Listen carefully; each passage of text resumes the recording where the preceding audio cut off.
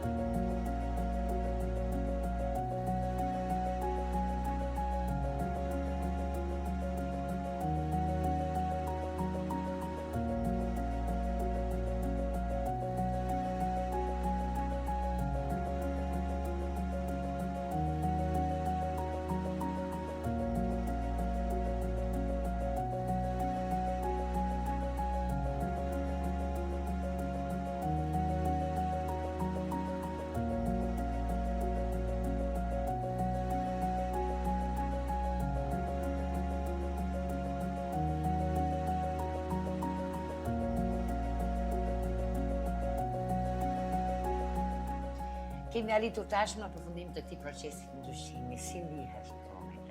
Unë ndihem shumë e kënaqur, shumë e lumtur që arrita të realizoj një nga ëndrat e mia, një transformim komplet.